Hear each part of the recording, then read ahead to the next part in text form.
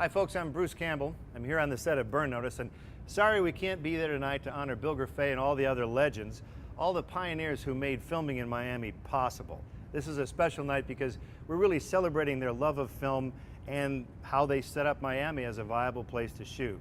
So thanks to all of you folks, and as a special guest tonight, I want to introduce Melanie Grefé, who is also an assistant director on Burn Notice.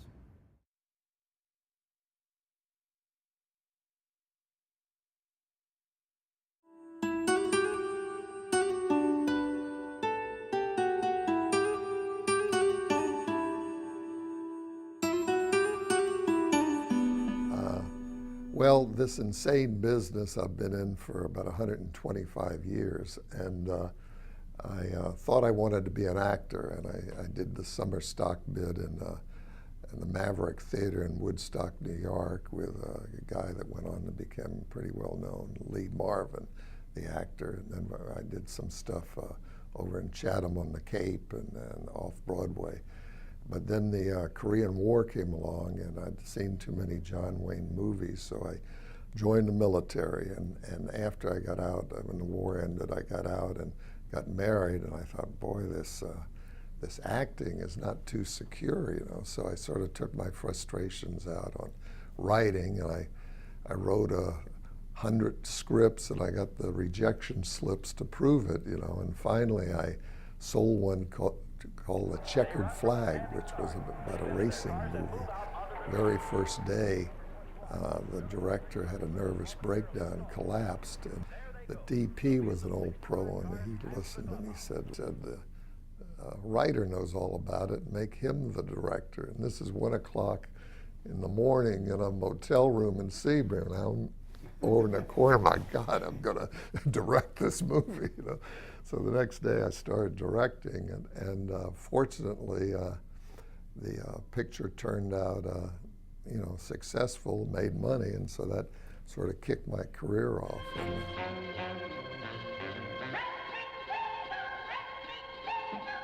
Racing Fever was actually the first film that I worked on with Bill, and I didn't realize that that was actually kind of in the beginning of his career, I think, too, as a director.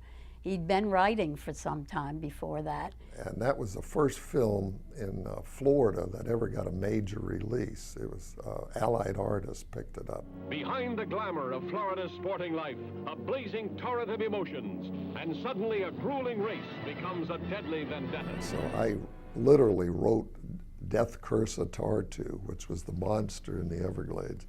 And I wrote that in 24 hours.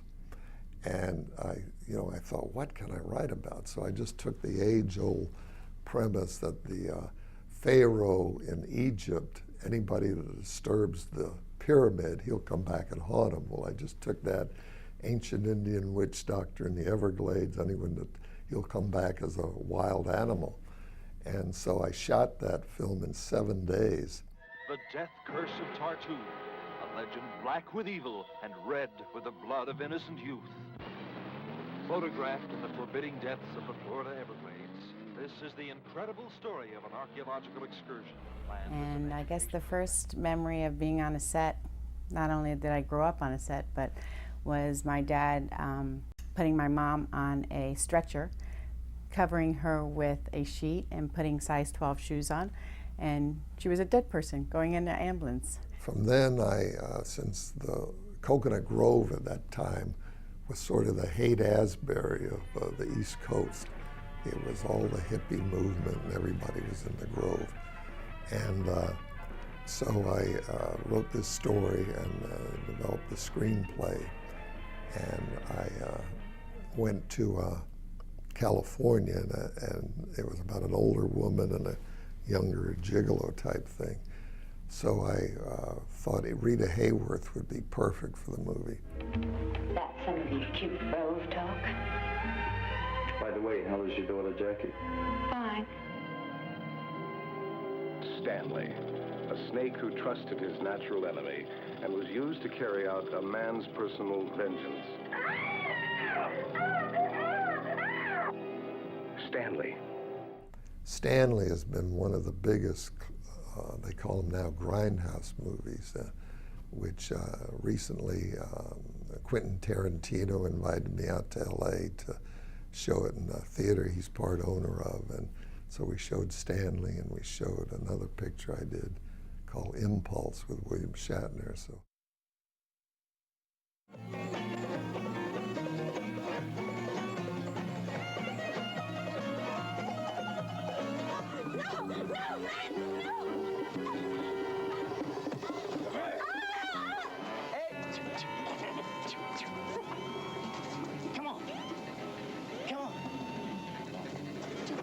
Style, fast, furious, didn't waste time, knew what he was doing, complete professional.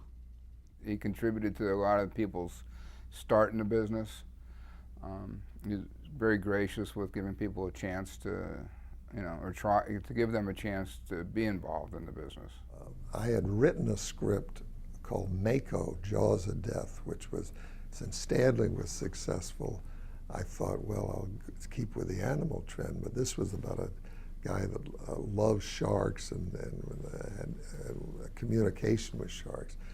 So I wrote that script and couldn't get arrested. No, nobody's interested in sharks, So now Universal comes out with Jaws. And when Jaws came out, it was like the biggest grosser in film history. Everything was sharks. Life magazine, Time magazine, everything, shark, shark, shark. Well, my phone rang off the hook because distributors and investors who had read my script like two years before, they knew I could shoot it immediately. So anyway, I got the money immediately, shot the film. The first job I worked with Bill Grefé was on Mako, Jaws of Death. My job was to catch the sharks and to be the shark, and Bill would strap a fin on my back and tell me to swim like hell in all kinds of places, from drainage ditches, canals, lakes, rivers, finally the ocean, places you would never think a shark would be. That was me. Universal had not released Jaws in Europe yet, so I edited up a 7-minute promo reel, and we ended up beating Jaws out in Europe, and we had our money back off that 7-minute promo reel before the movie was even edited.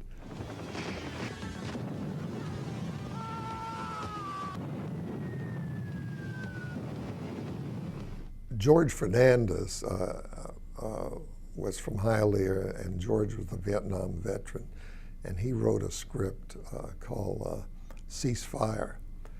And so went to LA, and we hired this actor who was had done A Boy and His Dog, a guy named Don Johnson.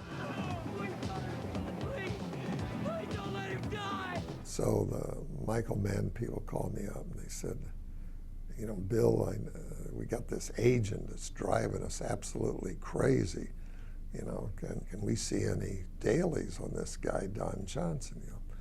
So it's not exactly protocol, but I said, okay. So, because it was the best thing Don ever did, before or after. Ceasefire was the best thing Don ever did in his whole acting career. So I showed him the dailies, and the rest is history. Don got Miami Vice.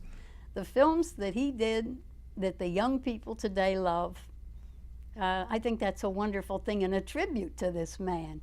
He is a professional man. His handshake is his honor, is his word, and I couldn't be more proud. Anyway, I keep busy in the film business because once you get it in your blood, how are you going to get it out? There's no way.